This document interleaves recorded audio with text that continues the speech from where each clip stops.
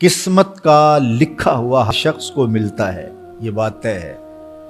مجھے اور آپ کو وہی مل رہا ہے جو ہماری قسمت میں لکھا ہے، اس سے ایک حبہ بھی، ایک دانہ بھی کم نہیں ملے گا اور ایک زیادہ نہیں ملے گا۔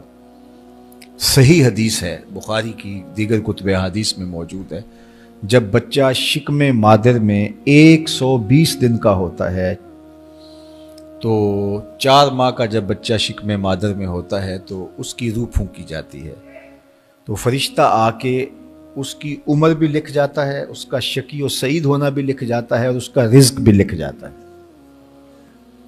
تو رزق جو لکھا گیا وہ ہمیں ملے گا، اور جب جب ملنا ہے تب تب ملے گا۔ جو لکھا گیا ہے وہ بہر صورت ہمیں حاصل ہوگا۔ اب وہ جو ہماری قسمت کا رزق ہے اس کے حصول کا ذریعہ کیا ہے؟ بذریعہ حلال ملتا ہے یا اس کے ذرائع حصول کے وہ حرام ہیں؟ تو یہ اللہ کے ذکر کو چھوڑنے کی سزا یہ ہے کہ ملا وہی جو قسمت کا تھا، لیکن دولت عثمان نہ ملی، دولت قارون ملی۔ لکھا جو تھا، مقسوم تھا، ملا وہی، ایک دانہ بھی زیادہ نہیں ملا اور ایک دانہ بھی کم نہیں ملا، لیکن اس کی سزا کاٹنی پڑے گی اس لیے کہ حصول کے ذرائع حرام تھے۔ تو حضرت اکرمہ رضی اللہ تعالیٰ عنہ فرماتے ہیں کسباً حراماً، تو معیشت تنگ کیسے ہوتی ہے؟ بندہ کہتا ہے کہ یہ تو بڑا کما رہا ہے لیکن کما بذریعہ حرام رہا ہے۔ اللہ اکبر۔ بعض اوقات کچھ لوگ محنت کر کے بھی حرام کماتے ہیں۔ ہم نے دیکھا کہ اس گرمی میں جو لوگ مزدوری کرتے ہیں اور بالخصوص لوہے کی بھٹی پہ جو کام کرنے والے ہیں، کتنا سخت کام ہے، لیکن وہاں بھی جو ہے وہ چاہے 15-20 منٹ جو ہے وہ خیانت کر کے اپنے اس رزق کو حرام بنا لیں اور ناجائز کر لیں، اتنی مشقت کے باوجود بھی کیتی کتری پئی کھو محمد پھر سکہ بنے زردہ۔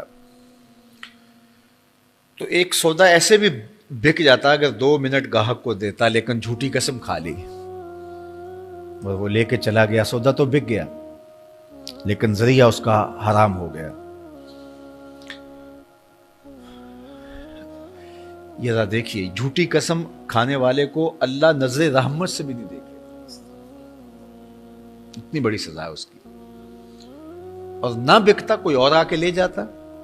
جو قسمت میں لکھا ہے وہ تو آپ کا ہر صورت میں ہوگا، لیکن کچھ لوگوں کو اللہ کے ذکر کو چھوڑنے کا نتیجہ یہ ملتا ہے کہ پھر وہ ان کے ذرائع آمدنی جو ہوتے ہیں، محنت کے باوجود بھی کسب حرام ہو جاتا ہے کسی نہ کسی وجہ سے۔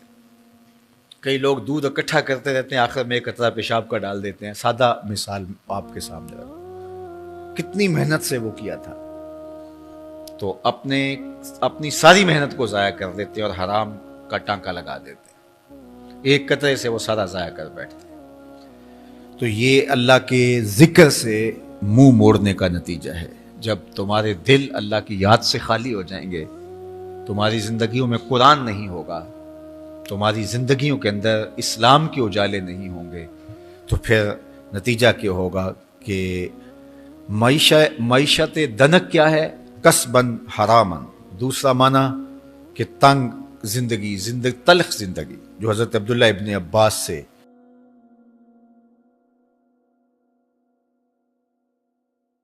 یہ امت خلیفہ بلا فصل، خلیفہ اول، امیر المومنین حضرت سیدنا ابو بکر صدیق رضی اللہ تعالیٰ عنہ کی مرہون منت ہے، ان کی احسان مند ہے۔ اقبال نے کہا تھا امن الناس بر مولائے ما، کلیم اول سینائے ما، ہستی او کشت ملت را چوں ابر، ثانی اسنین و غار و بدر و قبر۔ کہتے ہیں کہ وہ شخص جس نے ہمارے آقا و مولا پہ سب سے زیادہ احسانات کیے، اور میرے آقا کریم نے ارشاد فرمایا میرے اوپر جس نے بھی کوئی نیکی کی میں اس کا بدلہ چکا دیا دنیا پر ہی، لیکن ایک ابو بکر ایسے ہیں جن کی نیکیوں کا بدلہ قیامت کے دن رب ہی چکائے گا۔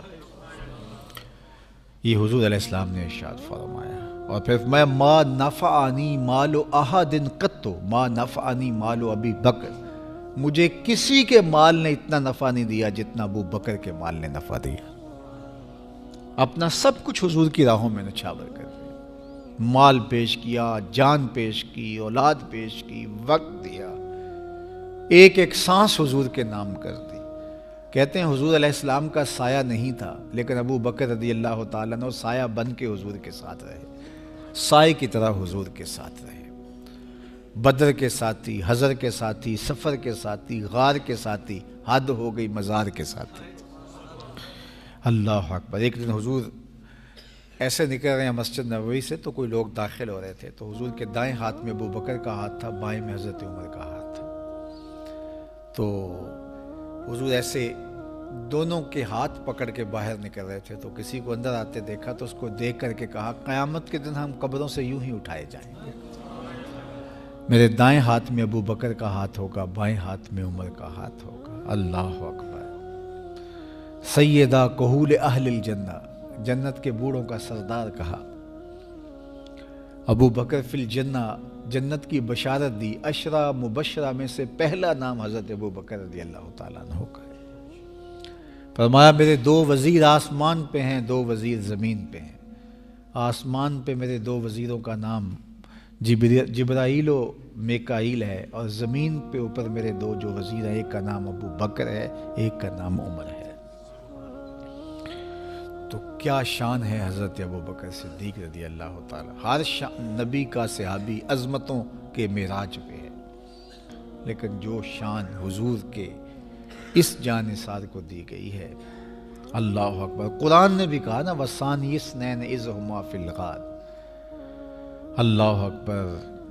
دو میں سے دوسرا، اللہ اکبر، جب وہ غار میں تھے، دو میں سے دوسرا، اس لفظ کی خوبصورتی ملاحظہ کیجئے، دو میں سے دوسرا۔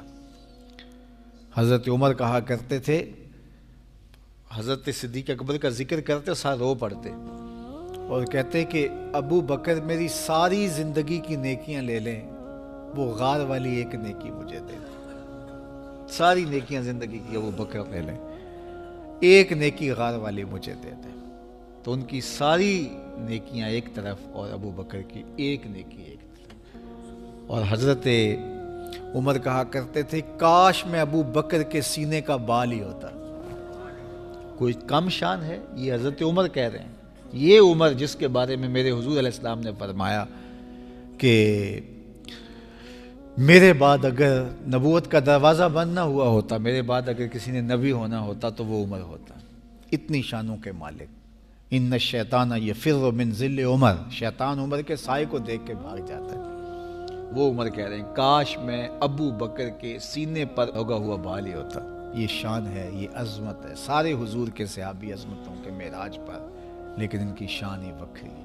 کسی پنجاب شاعر نے کہا کہ سارے یار نبی دے سونے، نہیں کوئی اینا یاراں ورگا، نہ کوئی ہویا نہ کوئی ہوسی، اینا جان نثاراں ورگا، نہ اس دھرتی پیدا کیتا، اینا یاراں ورگا، اعظم شان صدیق کی دساں اکو یار ہزاراں ورگا۔ وہ عظمتوں کی کس معراج پہ، امن الناس بر مولائے ماں، کلیم اول سینائے ماں، ہستی او کشت ملت راچو ابر، ثانی سنین و غار و بدر و قبر۔